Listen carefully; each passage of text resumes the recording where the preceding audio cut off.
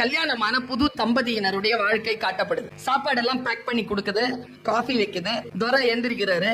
எந்திரிச்சு மாப்பிள்ள உட்காந்துட்டு எடுத்த உடனேயே சிகரெட் பிடிக்கிறார், அப்புறம் காஃபி குடிக்கிறார், அப்புறம் குளிக்கிறார், எல்லாம் ட்ரெஸ் எல்லாம் பண்ணிட்டு இன்னும் ஒரு 3 நாள் லீவ் போடவான்னு கேட்கிறாரு.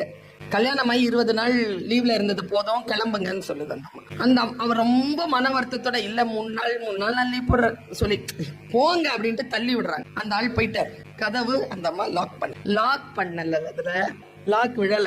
இது சுபவி ஐயா அவர்கள் எழுதிய சிறுகதை, அதை படமாக்கி இருக்கிறார். அது திறந்தே இருக்கு. அவர் கீழே போனவரு 2 மாடி கீழே இறங்கி வந்துட்டு மறுபடியும் மேல வர, ஏன்னா அவர் கார் சாவி எடுத்துட்டு வரல. இவன் எங்கன்னு தேடுறாரு. அந்த அம்மா பேரை சொல்லல. எங்கன்னு தேடினா உள்ள பெட்ரூம்ல உட்காந்துட்டு அந்த அம்மா சிகரெட் பிடிக்குதா? இப்ப நீங்க எல்லாம் சிகரெட் பிடிக்குதுன்னு சொன்ன உடனே சிரிச்சிங்களா? இதே ஒரு பொண்ணு கீழே இறங்கி போய் மேல சாவி தேடிட்டு வரும்போது புருஷங்காரன் சிகரெட் பிடிச்சிட்டு இருந்தான்னு சொன்னா சிரிப்பீங்களா? சிரிக்க மாட்டீங்கல்ல. இதுதான் சிறுகதை. அவன் சிகரெட் பிடிச்சது அவன் பார்த்துட்டு பஞ்சாயத்துக்கு அவங்க அம்மாவையும் அவங்க அப்பாவையும் அவங்க அண்ணனையும் கூப்பிட்டுருவார். அட்வைஸ் பண்ணும்போது புருஷன் கிட்ட, அப்பாட்ட, அண்ணன் கிட்ட எல்லாம் கையிலயும் சிகரெட் இருக்கும். அப்புறமா ஒரு அளவுக்கு மேல அவ சொல்லுவா, அவ நினைப்பா, சின்ன வயசுல சிகரெட் பிடிச்ச நான் அதை பார்த்தேன், அப்பா பிடிச்சாரு நான் அதை பார்த்தேன், வீட்டுக்காரனும் ஒரு 20 நாளா என் முன்னாலேயே பிடிச்சிட்டு இருக்கிறாரு.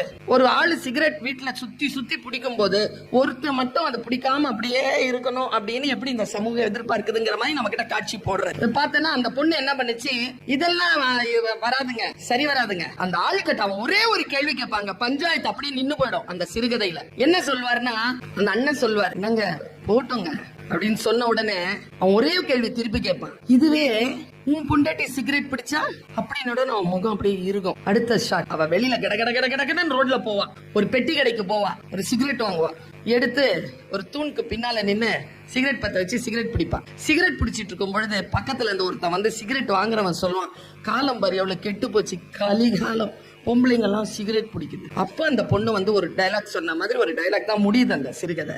நீ சிகரெட் பிடிச்சா உடல்நல கேடு, நான் பிடிச்சா ஒழுக்க கேடா அப்படின்னு முடியும். நாம எல்லாருமே கை தட்டணும்ல, ஏன் கை தட்டணும்னு சொல்லுவோம். இப்போ பொம்பளைங்களை சிகரெட் பிடிங்கிறீங்களா, அவ பிடிச்சது சரிங்கிறீங்களா? இல்ல ஒரு பஞ்சாயத்துனா ஒரு தீர்ப்பு வரணும்ல. இப்ப அவர் என்ன சொல்ல வர்றார், அவர் நிறுத்திட்டார். இவ்வளவுதான் கதை.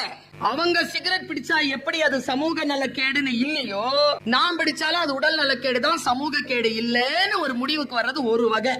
சிகரெட் பிடித்தால் வரும் உடல் நலக்கேடு, அந்த உடல் நலக்கேடு மட்டும் அல்ல விஷயம். 49 விழுக்காடு தான் உடல் நலக்கேடு. யார் சிகரெட் பிடித்தாலும் அது 51 விழுக்காடு சமூக கேடாக வந்து சேரும் என்று யார் நினைத்துக் கொள்கிறோமோ அப்பொழுது இந்த சிறுகதை நமக்கு